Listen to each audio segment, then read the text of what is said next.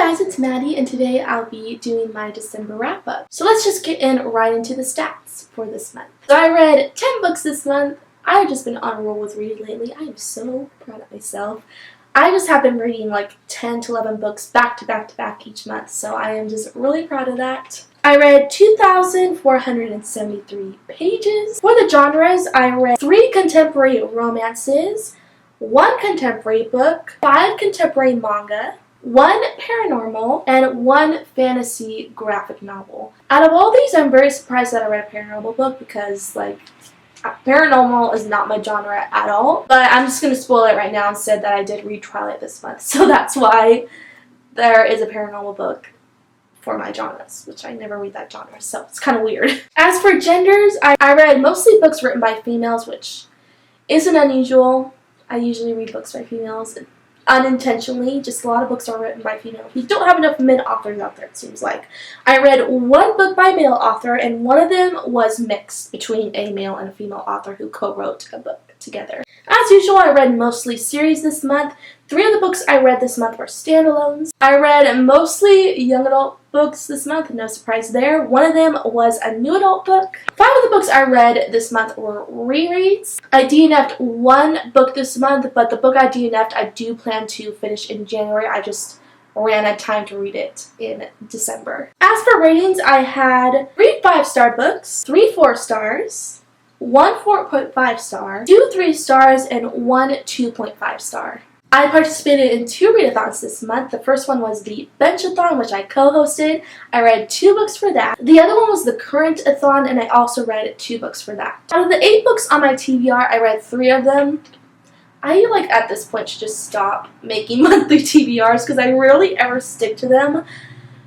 And I have not been sticking to them lately, which is really, really bad. But I did end up bringing 3 books on my original TBR, so at least that's good. And so that is all for my stats for this month. I will now be showing you the books that I read in December, from my least favorite book to my most favorite book of the month. So let's just get started. Coming in as my least favorite book of the month is Slammed by Colleen Hoover. Colleen Hoover is one of my favorite authors, so it was just really disappointing that I did not like this book from her.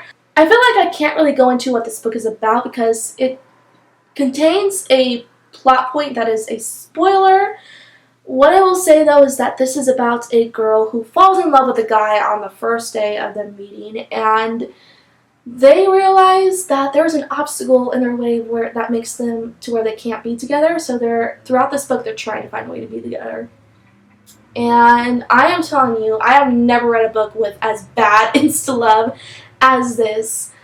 It was so bad. So what I hated about this book is that the point of it was to root for these characters to be together, but the thing is, you couldn't root for them when you couldn't buy into their relationship. I did not feel like their relationship was legit because they fell in love on the first day. I did not feel that connection between them. I felt like their relationship was forced. And I just could not root for them to be together because I just didn't care. So that was disappointing. Another thing I hate about this book, the main character is so annoying. I hate her so much. She's 18 years old, but she acts like she's 10 or 5 years old. I'm not even kidding you. She is so immature. I could not stand her. I did not care for her at all. She was just very irritating. I found her best friend more appealing than she had. I wish her best friend would have been the main focus of this book. I feel like I would have loved it a lot more if it had, but unfortunately we had her, and she was just really annoying. The one good thing I can say about this book that I can say for every Colleen Hoover book is that the writing is so captivating. I really just cannot put a Colleen Hoover book down. Even for Slammed, which I hated, I still could not put it down because her writing is so addicting. There's just something about it that I can't even explain it, but you just cannot put Colleen Hoover's books down. Even though I hated this book, I felt like I had to read it to the end. But yeah, it was disappointing. Did not care for the romance. I hated the main character. 2.5 stars. And I'm being very, very generous with that rating. I mostly rated it that because I could not put the book down, and the writing was great, but the plot was terrible. I did not like it. Next, I have a graphic novel, and that is In Real Life by Corey. I cannot read that because the library sticker is in the way. Corey, I think it's Cory Doctorow and Jen Wang. And this is a graphic novel I just randomly picked up while I was in the library. I was like, I've heard about that. I'm gonna give it a try. It's short. It was good. It's about this girl who gets the subscription to a video game, and she meets this guy in there that needs help with something. I honestly don't even really remember what this is about. It was kind of confusing. I feel like it was more political than I thought it was going to be. Like, I went into this expecting just like this fun, easy read, and it just dealt with topics that I did not expect to read about and that I didn't care about. So because of that, I didn't really care about anything that happened in this book. I think the artwork is great. I actually really love the artwork. I think it's pretty and it's very cartoony in a way. But yeah, I didn't really care for this story at all. I give it a 3 stars. I feel like that's being very generous. I would probably actually give it like a 2 star or something. But I did originally give it a 3 star. I thought it was okay, but would not reread it again. And yeah, it was okay. Next, I have a book that I really wanted to give a higher rating, but I ended up giving it a 3 stars. But yeah, I really wanted to love it more, but I didn't. And that is Turtles All the Way Down by John Green. Everyone has been raving about this book since its release. Even people who do not like John Green have loved this book. So because of that, I feel like I was going to love it, but I didn't love it as much as I thought I would.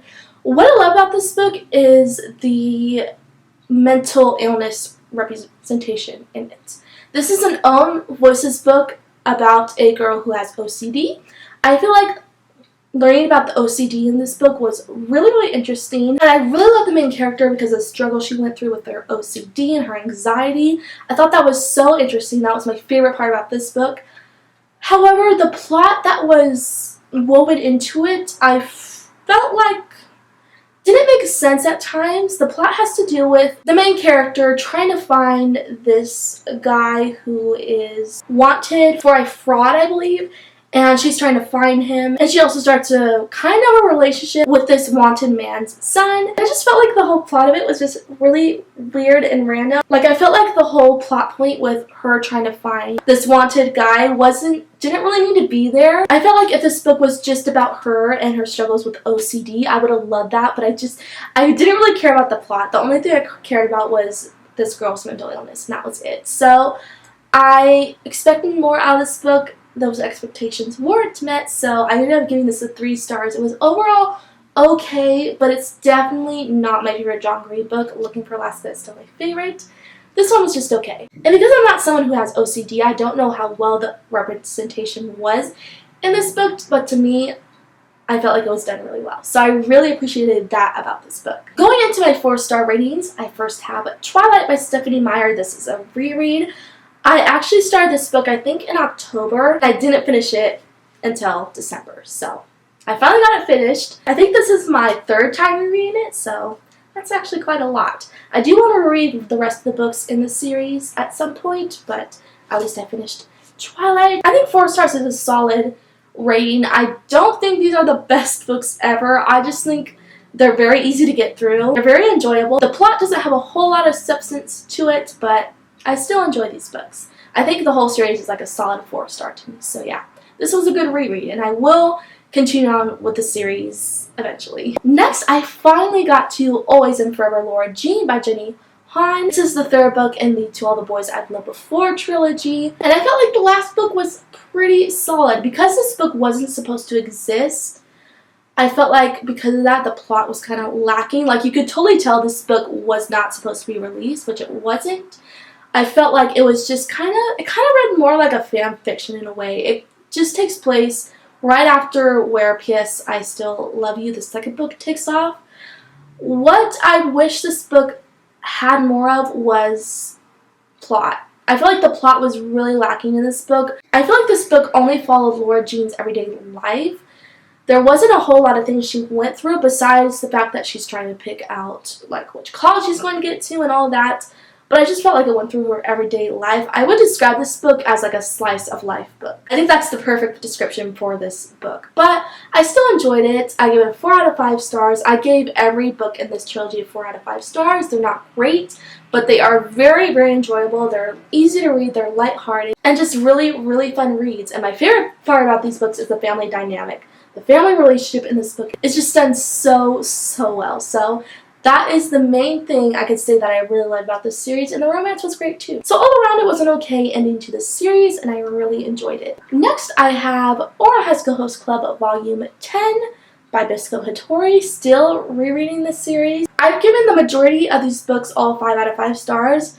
I gave one 4 out of 5 stars. That was Volume 6. This one I also gave a 4 out of 5 stars just because we're introduced to a character in this volume that I just really don't care for. She is so annoying and bratty that I was just like, oh my gosh, I don't like this character. So because of her and because she's so present in this volume, I had to give this one a 4 out of 5 stars, but I still love this series. It's one of my favorite manga series of all time, and I am really excited to keep on rereading them. And next, I have my TBR jar pick of the month. I did get to my TBR jar pick, so I'm happy about that. That is Things We Know by Heart by Jessie Kirby. And I ended up really, really loving this book. I gave it a 4.5 out of 5 stars. I originally gave it a 5 out of 5 stars, but then I started thinking, and I was like, I could feel myself forgetting about this book like in a year. And because of that, I was like, I'm going to knock it down to a 4.5 out of 5 stars because I think it didn't live up to a 5-star rating, but I still really, really love this book. This book is about a girl whose boyfriend has died, and so her boyfriend's organs have been sent out to other people who need them. She's found all the people who have his organs except for the person who has his heart. So she goes in search for him, she finds him, and she falls in love with him. And it's this love story between her and the guy who has her boyfriend's heart who passed away. It is a very emotional story. What I love about this book so much is how it deals with grief, because this girl is going through so much distress and depression after her boyfriend's death. She still cannot get over it no matter how hard she tries, and I think the representation of grief was just done so well in this book. I also really felt for the romance. I think it was well done. It was slow burn. It was very believable, so I appreciated that. And yeah, it was just a very, very good book. Definitely brings out a lot of emotional topics in it, but I would highly recommend it. And yeah, give it a 4.5 out of 5 stars. And lastly, for my 5-star books, I have Oral High School Host Club Volume 7, 8, 9, and 11. These are all volumes that I really loved. As I mentioned, I give most of the volumes in the series 5 out of 5 stars, except for like 2, but these ones are awesome.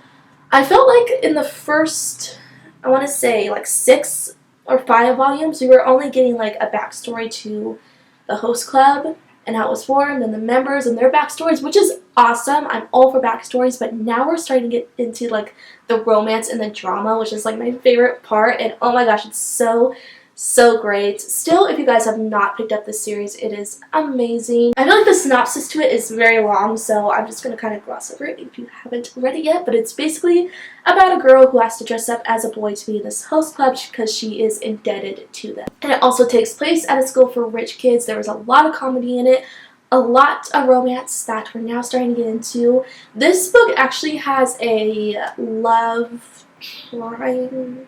Not love triangle, like a love squared at the moment. So it's like love triangle doubled. But it is so great. And I am looking forward to continue rereading these because it is now getting into the juicy parts. So I need to keep rereading these, and hopefully I will really soon. So those were the books I read in December. Overall, a great reading month. I did have some like not so great reads, but I also read some good books. So it was a good balance, I would say. And if you liked the video, be sure to like, comment, and subscribe down below for more books related videos.